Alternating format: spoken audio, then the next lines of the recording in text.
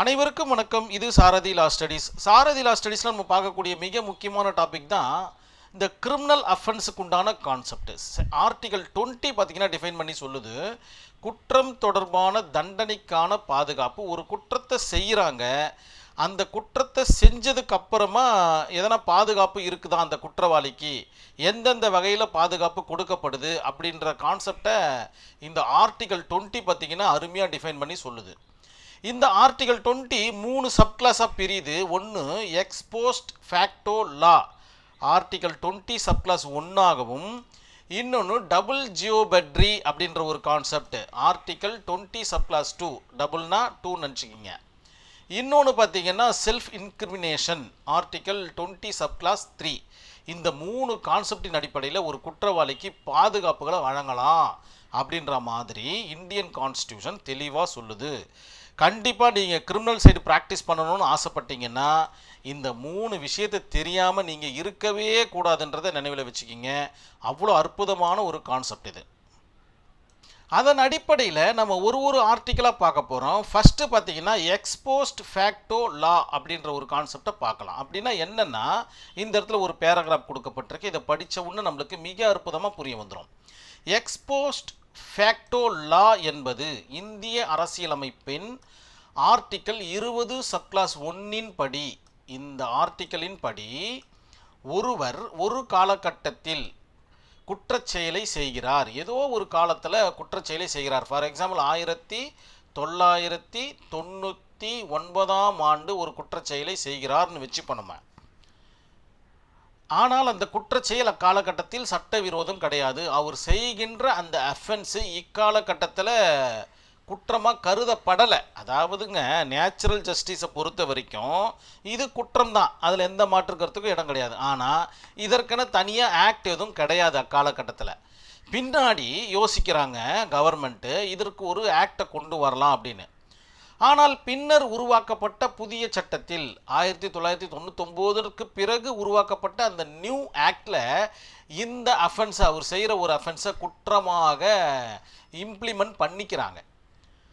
கருதப்பட்டாலும், அடிப்படையில் அது குற்றமாக கருதப்பட்டாலும் அவரை முன் செய்த குற்றத்திற்காக தண்டிக்க முடியாது. பாதுகாப்பு ஒன்று கொடுத்துச்சா ஆர்டிகல் 20.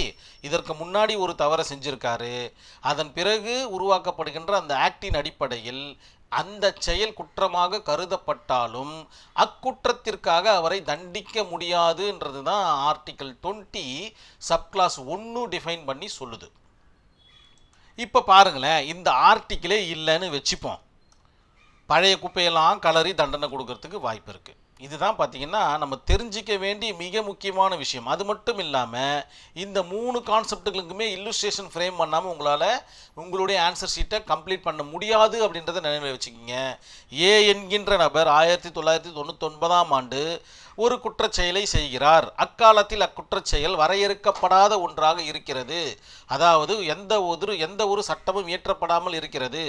அதே குற்றச்செயலை கவர்மெண்ட் அரசாங்கம் ஒரு புதிய சட்டத்தை உருவாக்குகிறது அப்படின்ற மாதிரி நீங்கள் ஒரு இல்லுஸ்ட்ரேஷனை ஃப்ரேம் பண்ணி இந்த கேள்விக்கு உண்டான பதிலை நீங்கள் அழகாக நீங்கள் கரெக்ஷன் பண்ணுறவங்களுக்கு புரிய வைக்கணும். ஆக்சுவலாக கரெக்ஷன் பண்ணுறவங்களுக்கு புரிய வைக்க வேண்டியது தான் உங்களுடைய கடமைன்றதை இந்த இடத்துல நினைவில் வச்சுக்கிங்க. கண்டிப்பாக ஆர்டிகல் 20 சப்கிளாஸ் 1 மிக எளிமையாக புரிஞ்சிருக்கும். ஏன்னா அற்புதமான எளிமையான உரைநடையோடு உங்களுக்கு கொடுத்தாச்சு ஒரு பேராகிராஃபு. ஒரு கேஸ் ஸ்டடி பாருங்கள், Kedarnath versus state of West Bengal அப்படின்ற ஒரு கேஸ் ஸ்டடியில் இந்த கேதர்நாத் என்றவர் என்ன பண்ணுறாருன்னா, ஃப்ராடண்ட்டாக ஒரு கிளைமிங்கை அதாவது காம்பன்சேஷன் கிளைமிங்கை பண்ணிடுறாரு ஏதோ ஒரு காலகட்டத்தில், இன் 1949 அப்படின்ற ஒரு காலகட்டத்தில். அதன் பிறகு பார்த்திங்கன்னா ஒரு சட்டத்தை இயற்றுறாங்க, அந்த மாதிரியான ஒரு ஃப்ராடண்ட்டாக காம்பன்சேஷன் கிளைம் பண்ணுறவங்கள தண்டிக்கலாம் அப்படின்ற மாதிரி. அதன் பிறகு பார்த்திங்கன்னா இவரை தண்டிக்க அரசு முயற்சி செய்யுது.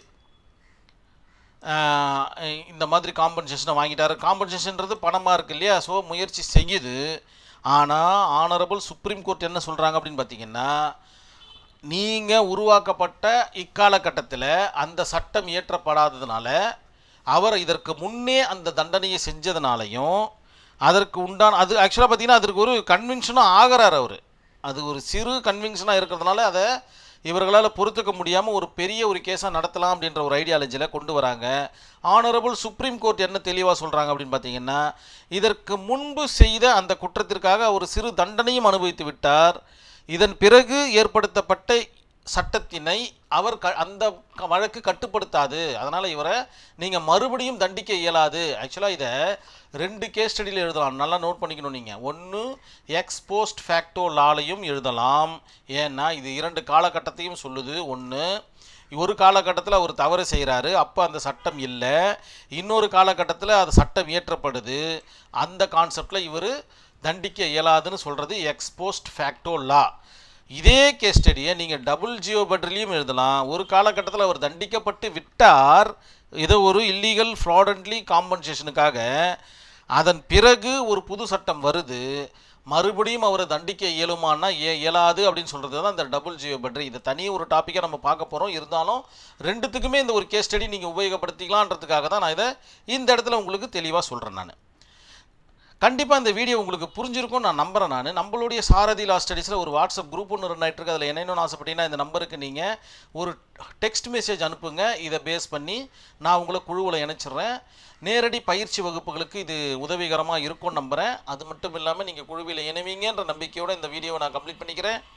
நன்றி, வணக்கம்.